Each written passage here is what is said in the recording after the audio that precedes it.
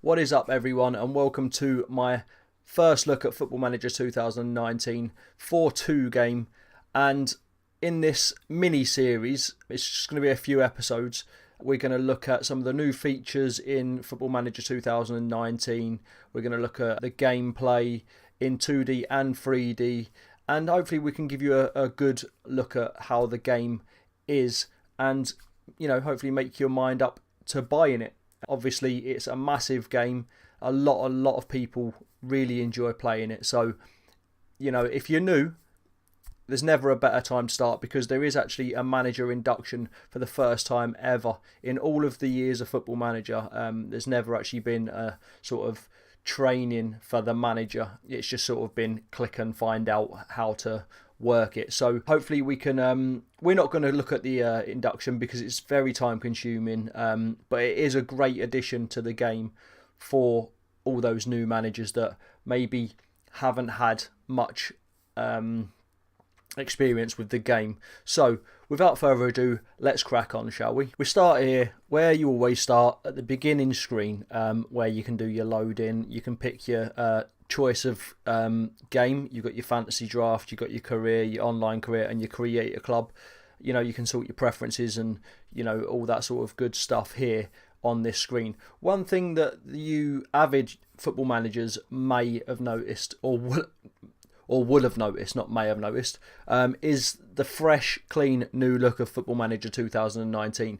It's been pretty similar, bar a few different colours over the last decade or so. So this year they've sort of picked it up a little bit and changed a lot. The colour scheme they've changed. They've got rid of, obviously, the legendary manager man. So it's literally just less about the manager man now, and it's more colour and good on the eyes and different user interface and all that. So the new colours they've chosen are obviously the pink and the purple. The main skin in the game is very purple. If you've watched any sort of reviews on this, very purple is the keywords for what the new skin is like. I'm like 100% sure there will be skins made for the game that you can download from various outlets, online Football Manager outlets. But there are two other options. We're just going to get into the game. I've just literally started this before I started recording, so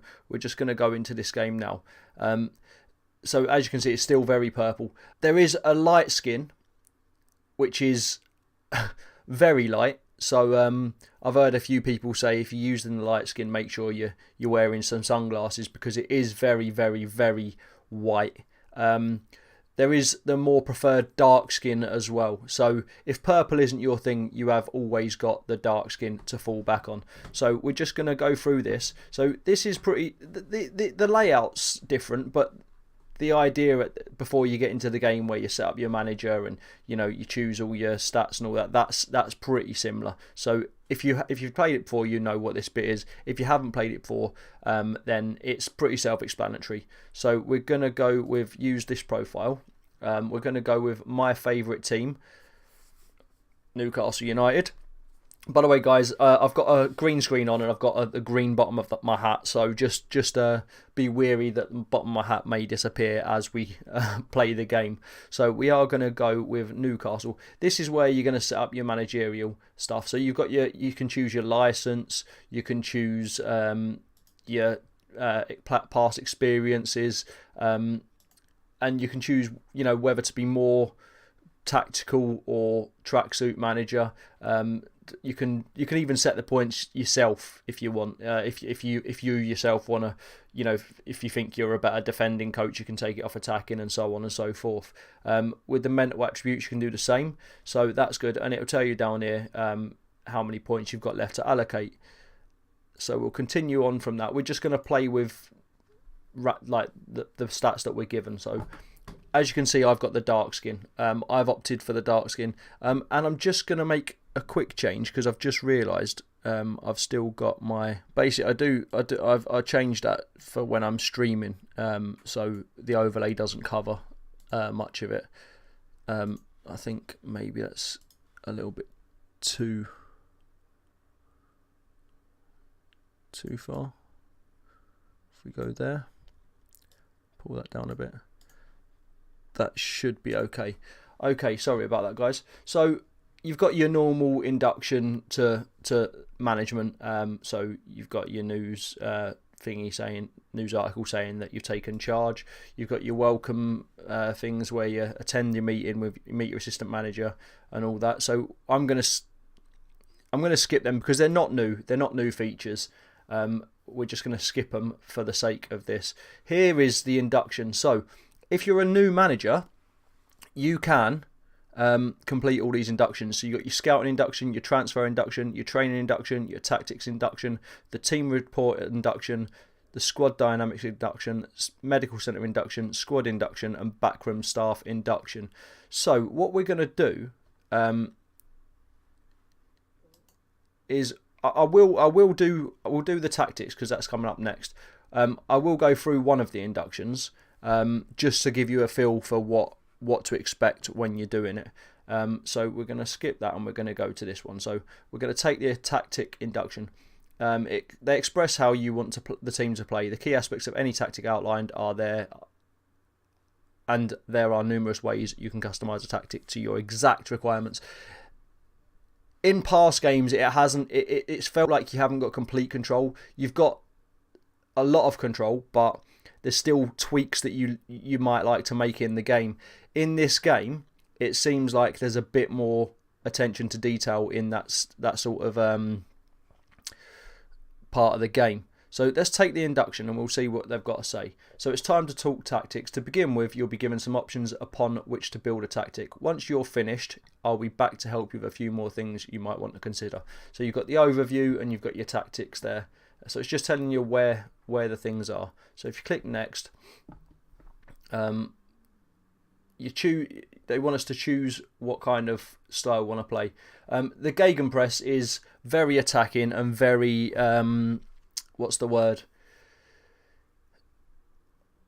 energy consuming. So if you haven't got very energetic, hard working players and you've not got decent players, Gegenpress, as good as it is, it will not work. So there's no point in playing the Gegenpress if you're a team who's the worst team in your division, basically. If you've got the worst players in the league, if you've just been promoted and you've the Gegenpress is probably not going to be the right tactic. We're going to go with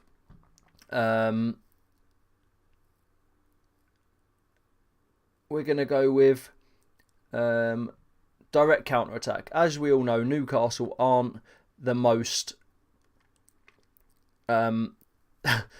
aren't the best team in the Premier League. In real life, they have not even won a game in I think it's 9 games now. We've not won a game all season, so that sucks. This little thing here is new as well, this graphic. So not only does it have the instructions and what it does here in writing, but it actually sort of shows you what sort of thing to expect. So as you can see, when they start the counter-attack, it's played from back, it's launched forward, so it skips like their defence, their attack and their midfield, and it's basically aims to put numbers forward and outnumber their defence very quickly. So that's what we're going to go for, because I feel like that probably is the best option for Newcastle at the moment. So we're going to go to choose formation and 4-4-2.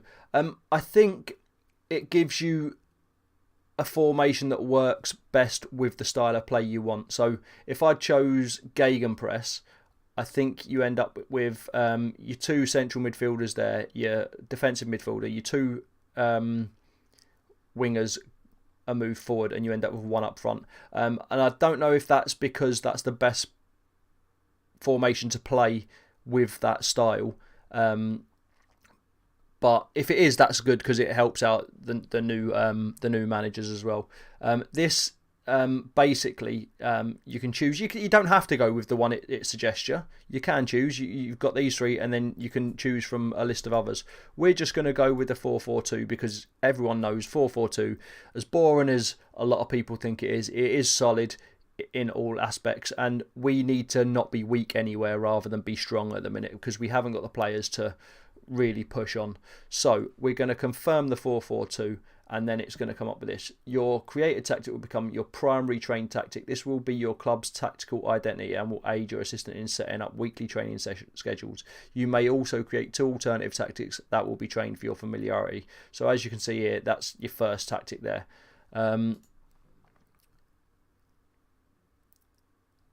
So this is the tactical style we've chosen. This is the formation we've chosen. That's just highlighting what we're doing as our primary tactic now. So we click next again, and then you've got all this. You can't change any of this at the moment, but again, you can in the game. That's just saying in possession. This is basically the style and things that are going to be used. So we're going to be more direct passing, slightly higher tempo. We're going to be standard attacking width, and not much else when we're in possession. In transition, it's not going to let me click. I think if I click next, it will go into in transition. But just in case, I'll just walk through it anyway. Distribute quickly and counter attack. There we go. So distribute quickly and counter attack. So my 2 centre backs are staying back. The wing backs or the full backs are attacking quickly. All of my midfielders attacking quickly, and my strikers are attacking quickly. Again, not much else. The goalkeeper, when he's in possession, he distributes quickly and he doesn't slow the pace down. Okay, right, okay. So that's basically when we're in transition. So when there's a goal kick or a free kick or something like that, we're always going to aim to counter very quickly. When we've not got possession, this is, again, I've not set this. This is the basic settings for this tactical style. So we passing intensity is more urgent because we want to get the ball gone as quick as possible. Tackling is get stuck in. So if we lose the ball, we're going to try and get it back ASAP. Defensive width is narrow. Our defensive line is very, very low, so it's far back. And our attacking line is far back. And what the aim is if the defenders or the goalkeeper get the ball, they can get it as far forward as possible. And as the ball goes forward, our whole unit goes forward, and we outnumber whoever's left of the opposition. So that's basically how they're set. You can tweak them in the game. You can tweak them. So that's awesome. Oh, sorry guys. Let me just... My green screen's going a bit wild. And then the last thing you need to do is to pick the starting lineup or ask for assistance for a member of the coaching team. So as always, you can always quick pick, and you can get your assistant manager, if you've got an assistant manager, to pick your team for you. If you're a new team, I would advise you to do that, because if you don't know the players, you don't know how they play, your assistant manager can help you pick a first team, and you can, as you get to know the players and you make your subs and that, you can start building in your head what you want and how you want the team to play and who plays best in your tactical style and positions. Sorry. So next we're gonna. He's already picked it. I don't know if that's automatic, but he's picked our first team. We've got a lot of players still on holiday. But we haven't got a game at the minute anyway. So the aeroplane means they're off on holiday still, or on international duty or whatever. So this is what my assistant manager assumes is my first team. It may well be, it may not be. I'm a Newcastle fan, so I kind of know where I want to go with it. And that front two would probably not be my first choice. In fact, I probably wouldn't even play 2 up front with Newcastle. But that's just me. You can do whatever you want to do. So that's that done. And then it's just going to show us now. Each player within the starting 11 is assigned a role. These roles dictate the instructions given to the player within that position. So as well as the positions you give the players, you also get the roles. So there's 2 roles for a goalkeeper. You've got a standard goalkeeper and a sweep keeper. Sweep keeper can defend, support, or attack. So that basically defines how far out he's gonna run, basically. So that's that. I don't know what it's doing. I think it's just changed him. Okay. Team flexibility, again, this is something that's not new.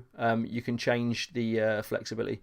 The team fluidity reflects the shape and structure of the teams based on the roles and duties selected. A setup where defenders and midfielders are more likely to join the attack will be more fluid than one where players are instructed to stay back and maintain the shape.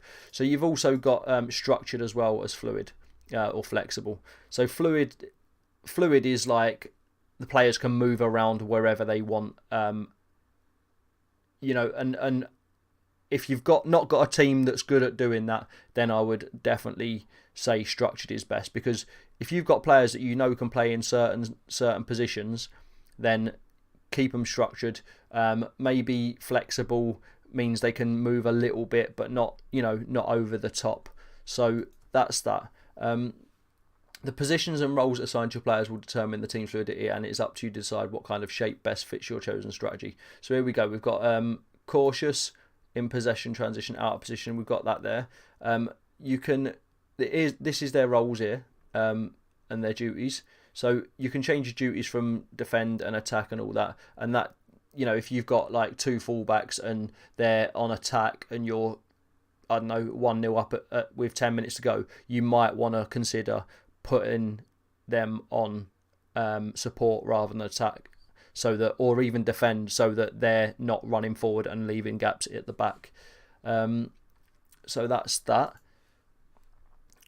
This is their condition, and pay close attention to the fitness and condition of the players you select. Players close to 100% in each area will be more likely to play to their full abilities, whereas tired players will play at a lower level and are at a heightened risk of injury. Okay, so these are all colour coded as well. So these reds here aren't necessarily because they're tired. At the minute, it's because they've just come off holiday and they're relaxed and they're not match fit. So obviously it's best if they're both sides are in the green, and they go to yellow in between as well, or orange, and you can there's an orange one at the bottom there, 76. You can rest players and all that depending on that. Some clubs you're not going to have the chance because you haven't got the players to fill the positions, so sometimes you just have to go with it. But that is what that is about, the condition. And I don't know why it says SHP, because that's basically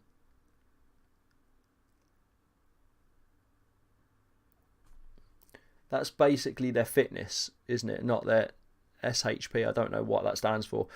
Oh well, anyway.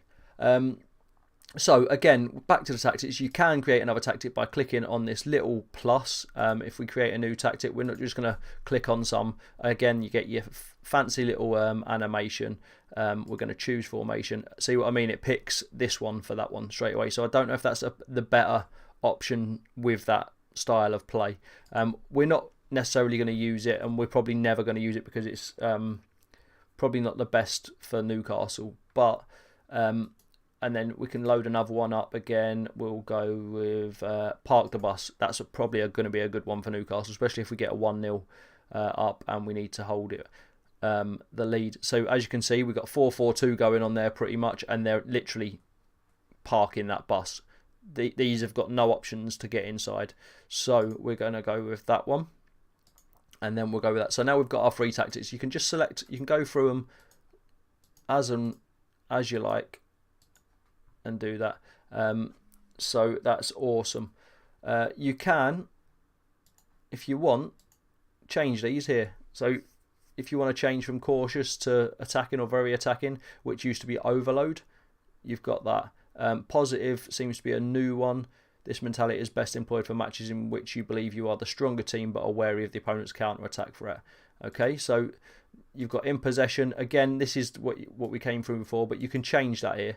You couldn't change it before. So if you spot something you want to do, you just go into this in possession. You want to, and as it's what did we have?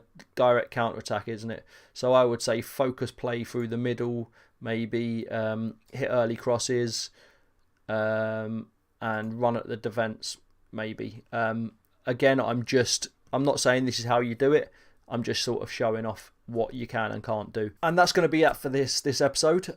So thanks for watching, guys, and make sure you come back for episode 2, where we will continue the look at the game. I'm not sure how many episodes it's going to be, but there's going to be a few. It's not going to be an ongoing thing, but there's going to be a few. I imagine it will be 4, 5, 6 maybe episodes.